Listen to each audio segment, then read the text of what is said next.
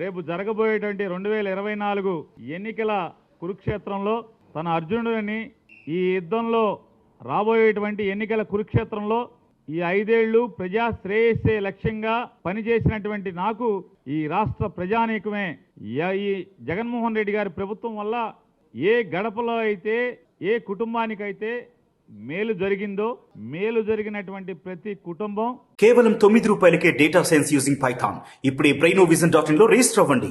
అలాగే వైఎస్ఆర్ కాంగ్రెస్ పార్టీ ప్రతి కార్యకర్త శ్రీకృష్ణుడిలా తనకు అండగా ఉండి నడిపించమని, రేపు జరిగేటువంటి కురుక్షేత్రంలో కౌరవుల్లాగా కుట్రలతో కుతంత్రాలతో ప్రజల మనసులను గెలవటం కంటే కూడా ఓట్లు పోగేసుకుని కూటమి ద్వారా కౌరవ సైన్యంలాగా మందిగా వస్తున్న వారిని మట్టి కరిపించటానికి నాకు అండగా ఉండండి శ్రీకృష్ణులాగా అని చెప్పని ఆయన మాట్లాడుతుంటే, ఆయన ప్రజల్ని వేడుకుంటూ ప్రజల్ని అడుగుతూ ఉంటే, జనసేన పార్టీ అధ్యక్షుడు పవన్ కళ్యాణ్ గారు ఒక జంపింగ్ జపాంగ్ని పెద్ద వీరుడిగా సూర్యుడిగా పోటుగాడిగా ఊహించుకుని అతను పక్కన పెట్టుకుని మాట్లాడతాడు. అర్జునుడైతే ద్రౌపదిని కాపాడాలంటాడు. అర్జునుడికి ద్రౌపదికి బంధం ఏంటో సంబంధం ఏంటో కూడా వీరికి తెలియదు. సరే పోతే పోయింది, చెల్లెల్ని తిట్టిస్తున్నాడు జగన్మోహన్ రెడ్డి గారు అని మాట్లాడతాడు. అయ్యా పవన్ కళ్యాణ్ గారు, కుటుంబ బంధాల గురించి, మానవ సంబంధాల గురించి, కుటుంబ జీవితం గురించి ఇక మీ దగ్గర ఈ ప్రపంచం నేర్చుకోవాలంటే ఎంతకన్నా హాస్యాస్పదం ఏముంది పవన్ కళ్యాణ్ గారు?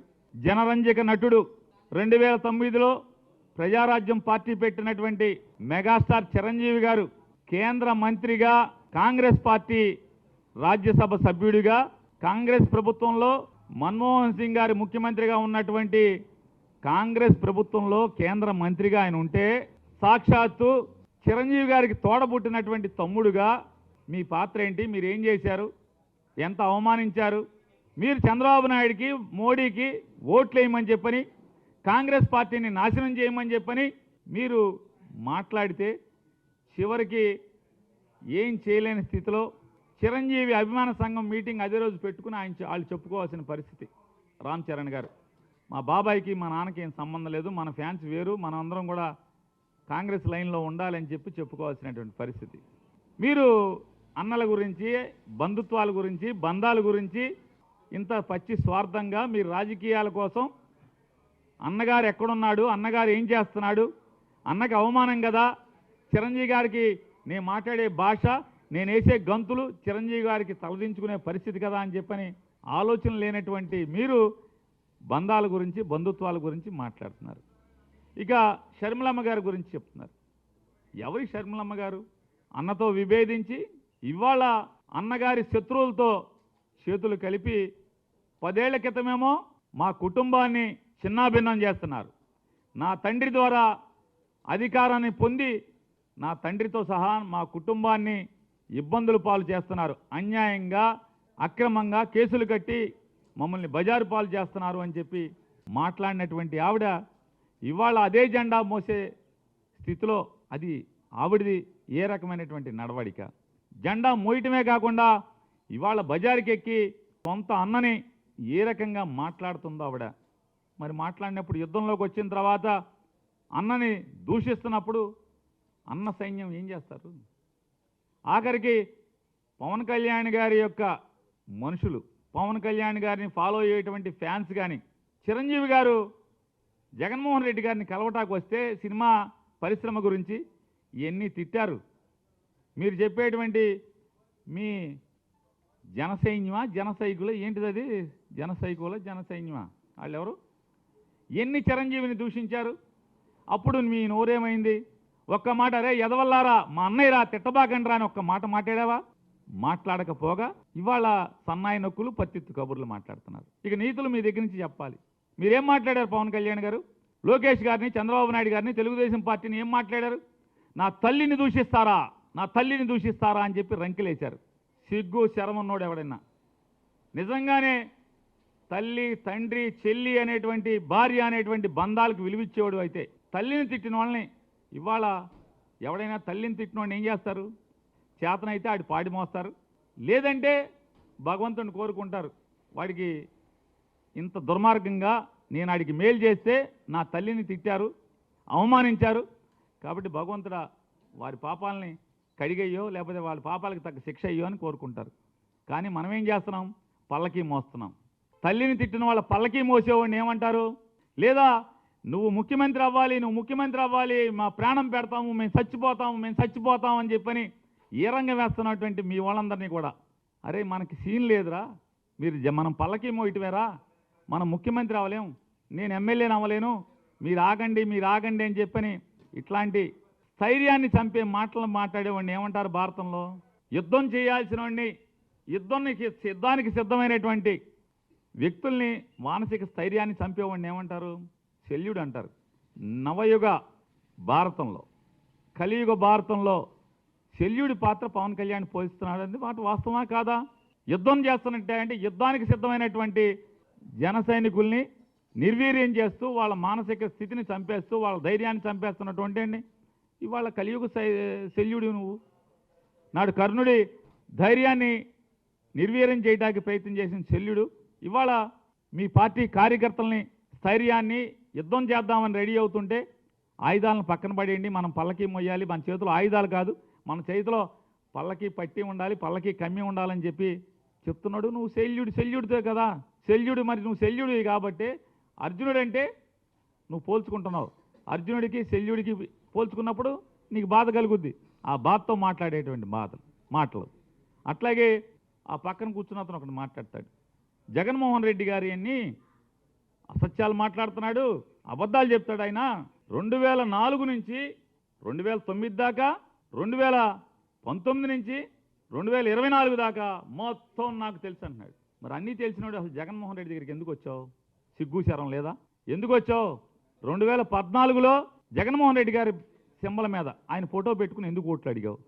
గుంటూరులో అడుక్కున్నావు కదా, ఓట్లు అడుక్కోలేదా? 2019లో బందర్ వచ్చి ఎందుకు అడుక్కున్నావు? బందర్లో ఎందుకు పోటీ చేసావు వైఎస్ఆర్ కాంగ్రెస్ పార్టీ సింబల్ మీద?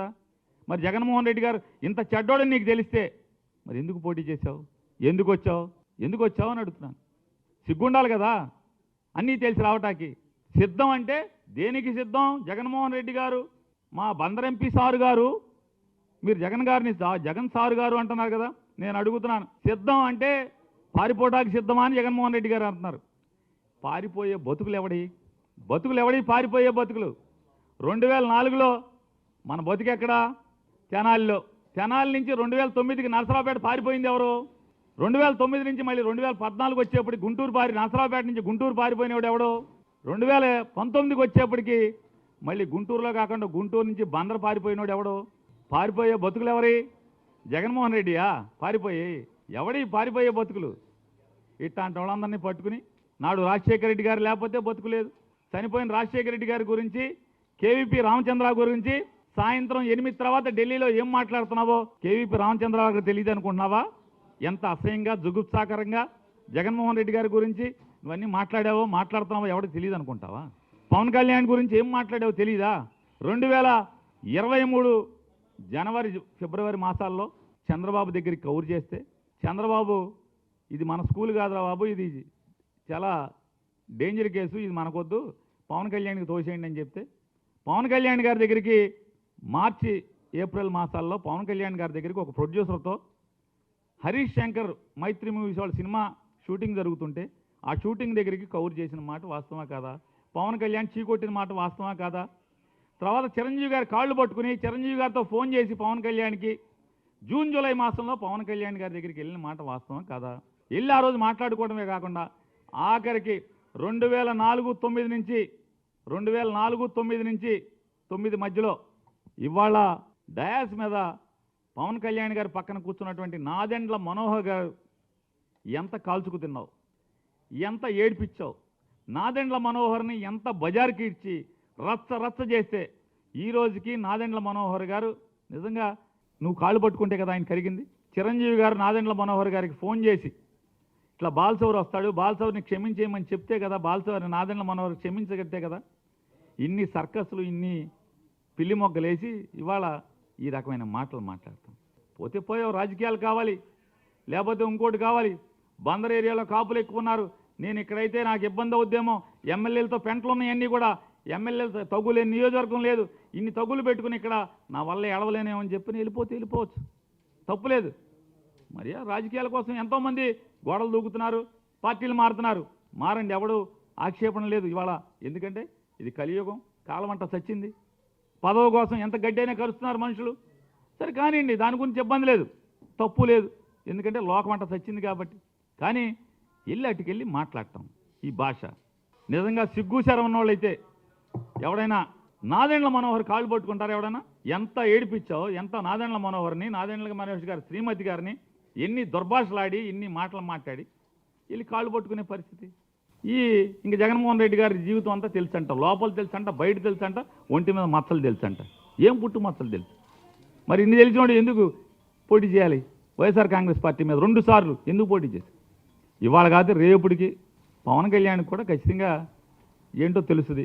ఈ అరువు జుట్టు ఎట్టుకుని, జుట్టు కూడా మంద కాదు కదా, ఎవడో జుట్టు కదా, జుట్టుతో సహా అరువు జుట్టులు తెచ్చుకుని ఈ అరువు పార్టీలు అరువులు. ఈయనంటే జగన్మోహన్ రెడ్డి గారికి చెప్పాడని రాజధాని ఇక్కడే ఉంచుతామని అంటే ఊరు తిరిగాండ. ఏ ఊరు బాబు? అసలు 7 నియోజకవర్గాల్లో ఈ అంతమ్మ ఎన్ని ఊళ్ళు ఉన్నాయో చెప్పగలవా? వచ్చి ఇక్కడ ఉంచుని గబగబా మీడియా ముందు పాఠమాప చెప్పు. ఎన్ని ఊళ్ళు ఉన్నాయి? ఏ ఊళ్ళో సర్పంచ్ ఎవడు? ఏ ఊళ్ళో ఎంపీటీసీ ఎవడు? ఏ ఊళ్ళో ఎంపీపీ ఎవడు? అసలు మా బందర్లో కార్పొరేటర్లు ఎవడు పోటీ చేశాడు? ఎవడు గెలిచాడు? ఎవరికైనా ఓటు అడిగామా?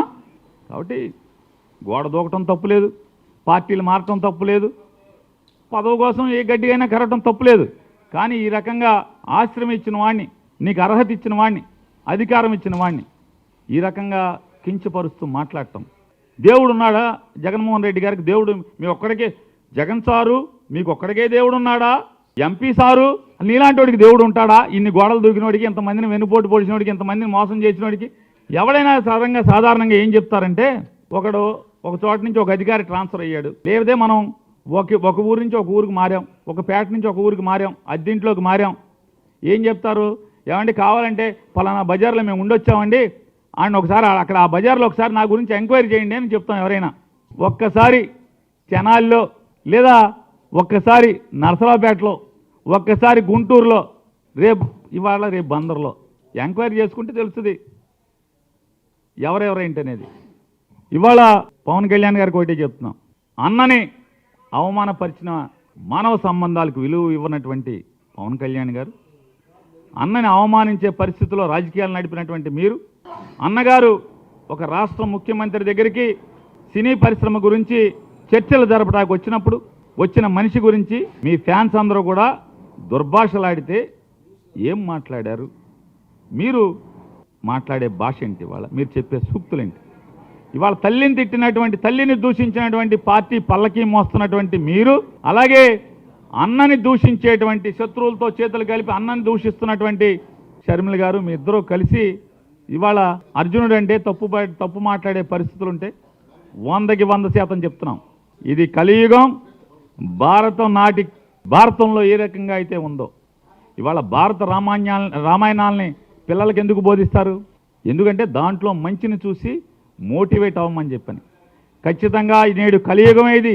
ఈ కలియుగంలో కూడా మీలాంటి చంద్రబాబు నాయుడు, లోకేష్, పవన్ కళ్యాణ్, కాంగ్రెస్ పార్టీ, సోనియా గాంధీ, అలాగే సిపిఐ పార్టీ, అలాగే ఇట్లాంటి జగన్మోహన్ రెడ్డి గారిని వ్యతిరేకించేటువంటి శక్తులన్నీ కూడా కౌరవుల్లాగా, ఇవాళ కలియుగ కౌరవుల్లాగా జగన్మోహన్ రెడ్డి గారి మీద దాడి చేస్తుండే. 100కి 100% ఇది పెత్తందారులకి పేదలకి మధ్య జరగబోతున్నటువంటి ఈ కలియుగ యుద్ధంలో 100కి 100% మీరు ఒప్పుకున్నా ఒప్పుకోకపోయినా జగన్మోహన్ రెడ్డి గారి అర్జునుడి పాత్రే, ఈ రాష్ట్ర ప్రజలది, వైఎస్ఆర్ కాంగ్రెస్ పార్టీ కార్యకర్తలది, వారిది శ్రీకృష్ణుడి పాత్రే అని చెప్పని మరొకసారి మీకు చెప్తున్నాం.